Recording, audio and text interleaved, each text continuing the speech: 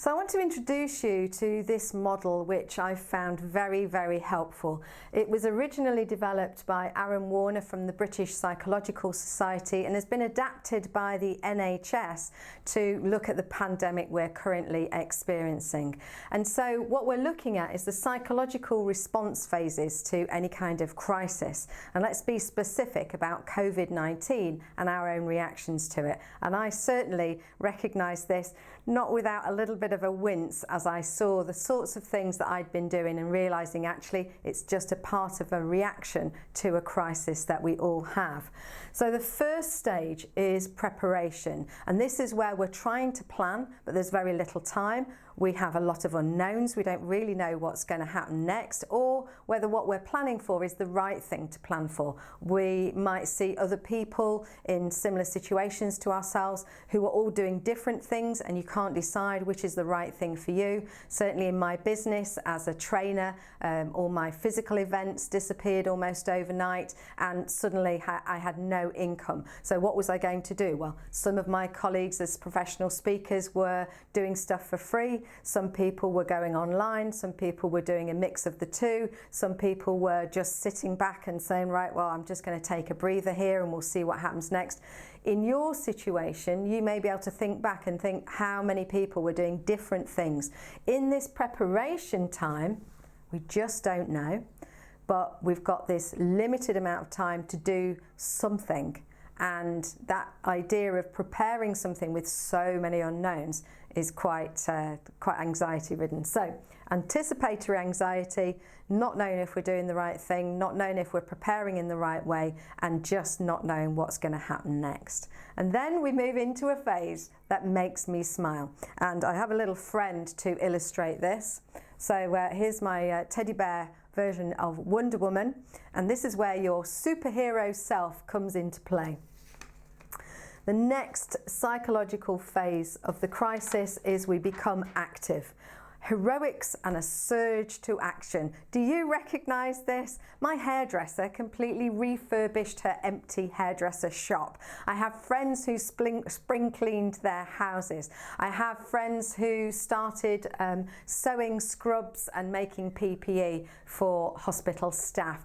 I myself started doing daily videos that were aiming to give people free techniques for reducing stress and coping in the crisis. I know lots of people who jumped in with their cape and their shiny pants to do amazing, amazing things. And that's great. And as human beings, I think that's what we're set up for. That some of us dive in and pull together when we need to. That sense of camaraderie, of collaboration, of rising to the challenge. But at this point, we don't have control over everything, which is why we often dive in. We try and fix everything for everyone, or we be a fifi. So if you're a fifi trying to fix everything for everyone, this is where you will have come into your own. But we haven't got control over other things. So we might be witnessing new things and we might be overworking. All the boundaries get blurred between work and home, and there might be tension in our relationships because we're in a tricky situation that we don't know how to do because we've never done it before. So what happens next? Well, we're still in an active phase, but here we are reaching exhaustion and disillusionment. There's a huge psychological risk at this point. The stress levels are very high and also we are exhausted, but we're still in full go mode. We are full on trying to make things happen and trying to do the best. We've got a lot of adrenaline going on, which short term can be really useful for us to fire up and do what we need to do.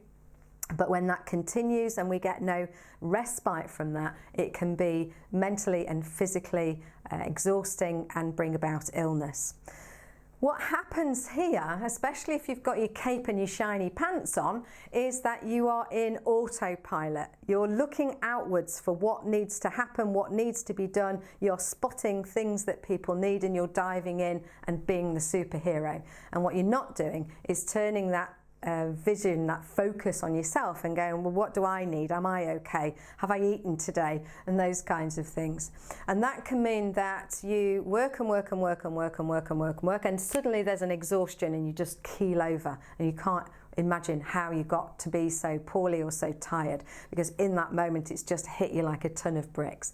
We neglect our self-care. We don't see ourselves as a priority because it's about the crisis. And this is very dangerous. It's dangerous for staff and it's dangerous for individuals. It's also dangerous for organisations because you need people to ebb and flow with that and take a rest so that we're around longer term to hold the fort, as it were.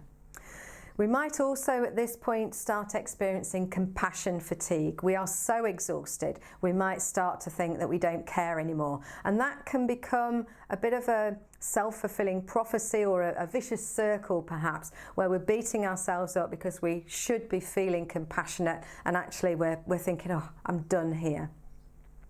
So we might start to self-medicate, we might use alcohol or sugar or different food, more food, less food, whatever. We're medicating in some informal way just to numb how we're feeling, to distract from the trials and tricky stuff that we're experiencing. And what we might experience is that very small things trigger a huge response. So I can remember a day where my computer wasn't working properly and I was supposed to be hosting a Zoom meeting and it was not working at all, and I just broke down in tears. It really wasn't a huge issue. And for me, it was one of those little red flags that shows, hang on, there's more going on here. It's not about the issue that's blown up right now. It's about the underlying stress that's going on. There's a kind of background hum that we're experiencing that we need to acknowledge, which is why we need more downtime and switching off. So do have a look at the playlist on switch off techniques to make sure that you get that time where the adrenaline is reduced and the cortisol is reduced and you start to do a bit more maintenance in the body.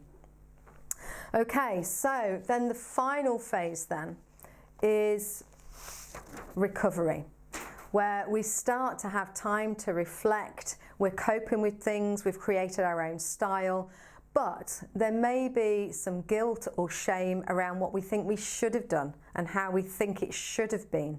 And shoulds are really tricky. They are a great way to just beat yourself up. Just stop doing that. Notice what you have achieved rather than what you haven't, because nothing is normal right now. Nothing is going to work out perfectly. You're not going to be able to operate at your normal level. You're going to just be able to do the best you can in the circumstances. And there's a danger here of long-term psychological impact, perhaps even post-traumatic stress disorder or PTSD. People may be burnt out. And just that sense of, oh, you're such a hero, you did so much, that was incredible, can make people feel a bit reluctant to say, actually, I'm really struggling, or I'm angry, or I feel let down, or unsupported, or just exhausted.